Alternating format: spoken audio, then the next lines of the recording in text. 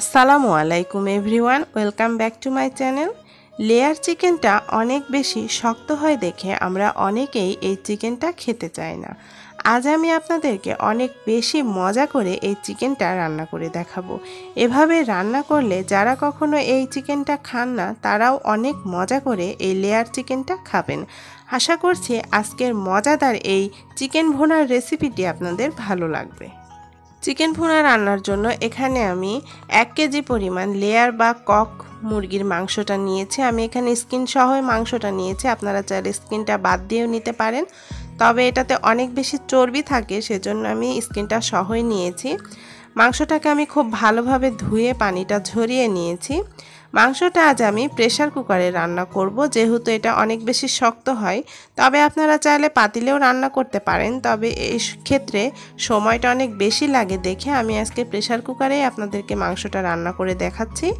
এবারে আমি মাংসটা দিয়ে দিলাম, তারপর দিয়ে দিলাম হাফ কাপ পরিমাণ পেঁয়াজ কুচি, দিয়ে দিলাম 1 টেবিল চামচ পরিমাণ রসুন বাটা, 1 টেবিল চামচ পরিমাণ আদা বাটা, দিয়ে দিচ্ছি প্রায় 1.5 চা চামচ পরিমাণ জিরার গুঁড়া, সাথে দিয়ে দিচ্ছি 1.5 চা চামচ পরিমাণ ধনিয়া গুঁড়া,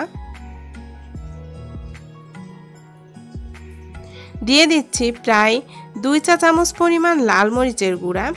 ঝালটা এখানে আপনারা আপনাদের পছন্দ মতো বাড়িয়ে বা কমিয়ে দিতে পারেন, তবে একটু ঝালঝাল হলেই এই চিকেন ভুনাটা খেতে অনেক বেশি ভালো লাগে। দিয়ে দিলাম 1 চা চামচ হলুদের গুঁড়া। এখানে দিয়ে দিচ্ছি 3-4টার মতো ছোট এলাচ, 3-4 টুকরা দারচিনি, দিয়ে দিচ্ছি স্বাদ মতো কিছুটা লবণ। এখানে আমি একটা মাঝারি সাইজের টমেটো ব্লেন্ডারে ব্লেন্ড করে নিয়েছিলাম, সেটা দিয়ে দিলাম। চেষ্টা করবেন এই টমেটো বাটাটা দিতে। সাথে দিয়ে দিচ্ছি 2 টেবিল চামচ পরিমাণ টক দই। আর এই চিকেন ভুনা করতে অবশ্যই এই টক দইটা দেবেন, তাহলে চিকেনটা রান্নার পর অনেক বেশি সফট হয়ে আসবে। এবারে দিয়ে দিচ্ছি প্রায় 1 টেবিল চামচ মতো সরিষার তেল। এখানে খুব বেশি তেল দিতে যাবেন না, কারণ এই চিকেনটাতে এমনিতেই অনেক বেশি তেল আছে, রান্না করার পর অতিরিক্ত তেল হয়ে যাবে। তেলটা দেওয়ার পর আমি খুব ভালোভাবে চিকেনটাকে মাখিয়ে নিচ্ছি। হাত দিয়ে খুব ভালোভাবে চিকেনটা মাখিয়ে নিতে হবে। মাখানো হয়ে গেলে এটা আমি চুলায় বসিয়ে দিয়েছি, তারপর এটাকে আমি মিনিট 10-এর মতো খুব ভালোভাবে কষিয়ে নেব। 10 মিনিট পর চিকেনটা বেশ খানিকটা কষানো হয়ে এসেছে, কিছুটা পানি রয়েছে। আমি চুলার আঁচটা হাই হিটে করে এটাকে খুব ভালোভাবে আরও কিছুক্ষণ কষিয়ে নেব, যতক্ষণ না পর্যন্ত পানিটা শুকিয়ে আসছে, তেলটা উপরে ভেসে উঠছে সে পর্যন্ত। আরও প্রায় 6-7 মিনিট ধরে আমি চিকেনটা কষিয়ে নিয়েছি। দেখুন দর্শক, চিকেনটা কিন্তু পুরোপুরি কষানো হয়ে গিয়েছে, তেলটা উপরে ভেসে উঠেছে। এ পর্যায়ে আমি এখানে দিয়ে দিচ্ছি 6টার মতো রসুন। আমি এখানে আস্ত রসুনটাকে খুব ভালোভাবে পরিষ্কার করে নিয়েছি, তারপর সেটা দিয়ে দিলাম।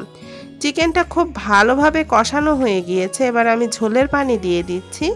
এখানে আমি প্রায় 1.5 কাপের মতো পানি দিয়ে দিলাম। আপনারা যদি ঝোলটা আরেকটু বেশি খেতে চান তাহলে পানির পরিমাণটা আরেকটু বাড়িয়ে দিতে পারেন। আমি ঝোলটা বেশি রাখবো না দেখে আমি পানিটা একটু কমই দিলাম। এ পর্যায়ে আপনারা লবণ ঝালটা চেক করে দেখতে পারেন। আমার মনে হচ্ছে লবণটা একটু কম হয়েছে, তাই আমি লবণটা দিয়ে দিলাম। এবার প্রেসারের ঢাকনাটা দিয়ে আমি চুলার আঁচটা মিডিয়ামে রেখে 4 থেকে 5টা সিটি উঠিয়ে নেব। তারপর কিছুক্ষণ দমে রেখে আমি প্রেসার কুকারটা খুলে নেব। এই তো আমার প্রেসারে সিটি দিয়ে নিয়েছি, এবার আমি ঢাকনাটা খুলে নিচ্ছি। দেখুন দর্শক, চিকেনটা কিন্তু রান্না হয়ে গিয়েছে আর কত সুন্দর একটা কালার এসেছে। দেখতে যেমন সুন্দর হয়েছে, খেতেও মাশাআল্লাহ অনেক বেশি মজা হয়েছিল। চিকেনটা আরেকটু টেস্টি করার জন্য এখানে আমি আরেকটু প্যানে দিয়ে দিয়েছি 1 টেবিল চামচের মতো সরিষার তেল। তেলটা গরম হয়ে আসলে এখানে আমি 1/4 কাপের মতো পেঁয়াজ কুচি দিয়ে দিলাম। এবারে এই পেঁয়াজ কুচিটাকে আমি বেরেস্তার মতো ভেজে নেব। পেঁয়াজটা যখন ভাজা হয়ে আসবে সে পর্যায়ে আমি রান্না করে নেওয়া চিকেনটা এর ওপর দিয়ে কিছুক্ষণের জন্য একটু নেড়ে চেড়ে নিচ্ছি। এভাবে রান্না করে দেখবেন, এতে করে চিকেনের স্বাদটা আরও বেশি হয়ে যাবে। 5-6টার মতো আস্ত কাঁচামরিচ দিয়ে দিলাম ফ্লেভারের জন্য। দিয়ে দিচ্ছি হাফ চা চামচ পরিমাণ গরম মশলা গুঁড়া, সাথে দিয়ে দিলাম 1 চা চামচ পরিমাণ ভাজা জিরার গুঁড়া। দিয়ে কিছুক্ষণ নেড়েচেড়ে মিশিয়ে নেব। তারপর আমি চুলার আঁচটা বন্ধ করে দিয়ে একটা ঢাকনা দিয়ে ঢেকে এটাকে আমি 10 মিনিটের জন্য রেস্টে রেখে দেব। 10 মিনিট পর আমি আপনাদেরকে চিকেনটা পরিবেশন করে দেখাবো। প্রিয় দর্শক, 10 মিনিট পর আমি ঢাকনাটা উঠিয়ে নিচ্ছি। দেখুন দর্শক, চিকেনের কালারটা কতটা সুন্দর হয়েছে। দেখতে যেমন সুন্দর হয়েছে, খেতেও মাশাআল্লাহ অনেক বেশি মজা হয়েছিল। এই চিকেন ভুনাটা আপনারা সাদা ভাত, পোলাও, খিচুড়ি যে কোনো কিছুর সাথেই পরিবেশন করতে পারেন। একবার হলেও বাসায় এভাবে এই লেয়ার চিকেনটা আপনারা রান্না করে দেখতে পারেন। আশা করছি বাসার সকলে অনেক পছন্দ করবে। সবাই ভালো থাকবেন, সুস্থ থাকবেন। আগামীতে আবার আপনাদের সাথে দেখা হবে। সে পর্যন্ত সবাইকে আল্লাহ হাফেজ।